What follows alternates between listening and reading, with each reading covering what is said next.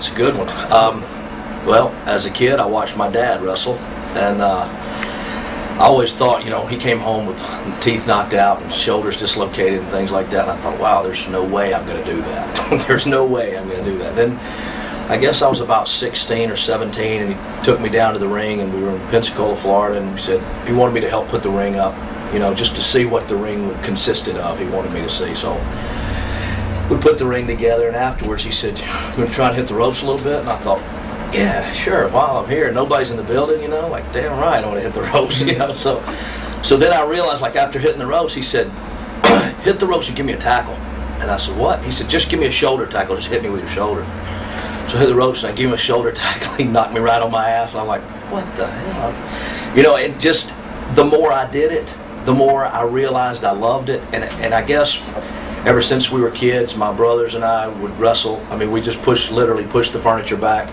And when wrestling came on, we wrestled right with them. You know, we did spots, and I didn't even know we were doing spots. You know, I didn't even know there were spots.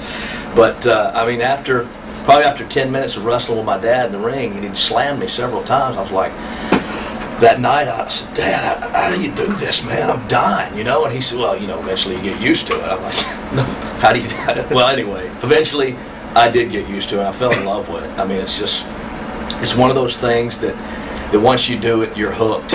And I'm not talking like drugs hooked. I mean, it's just, it obviously is honestly is in my blood. And I don't know how to say it any more plain than that, but that's pretty much it. Yeah.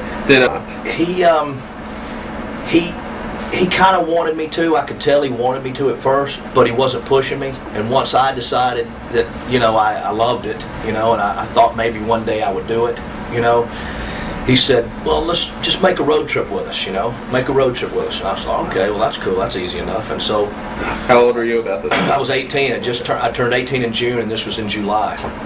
And so packed some clothes, and Dad said, did you bring your boots? And I had, you know, literally hand-me-down BA boots from Bob Armstrong to Brad Armstrong, right? So I thought, okay, so he said, pack your boots. And I said, why? And he said, because a good wrestler always has his gear with him. And I thought, okay, there's a lesson. So I packed my boots and tights and put them in the car. Went to Montgomery, Alabama with Robert Fuller and Jimmy Golden and my dad, and they made me drive, of course, you know, some young punk. So we get to the building, and I'm joking around, bullshitting with the guys, and all of a sudden, Robert Fuller comes back, and he goes, Brad, have you got your gear? And I said, well, yeah. He said, well, go get it quick. The first match didn't show up. And I thought, what?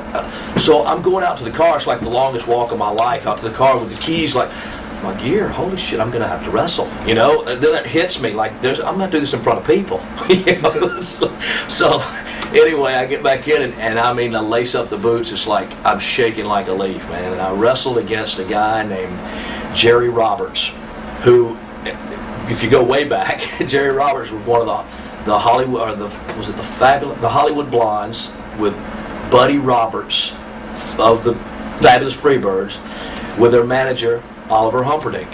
So that's when I was a kid I saw. So this is the guy I'm wrestling, Jerry Roberts. I know, he's a tough guy. You know, what am I going to do? Man, that guy put me in holds and put himself in holds and put me in holds and then himself in holds. And it was like the most amazing thing. And the crowd would respond. And I was literally following this guy, like, and I said, it can't be this easy. It can't be this easy. And damn if it wasn't that easy. That's how good Jerry Roberts was. And I thought right then, I said, this is what I want to do, because one day I want to be as good as him. That was my goal right then. This guy was so good, and the people were going crazy, you know, how he did that without me. I mean, with me in the ring, because I wasn't helping. You know, he did this on his own. And so I got a small package on him, because he slammed me one time. Boom, and the next time, small package, 1, 2, 3, and I came up and like, holy shit, I won! Oh my God! You know, like, I wasn't supposed to do that. Was I supposed to do that? You know what I mean? It was like so fast, I didn't realize what was happening. And by that time, Dad was in the ring, and the crowd was going nuts, and I was like, this is cool. You're like, yeah, cool.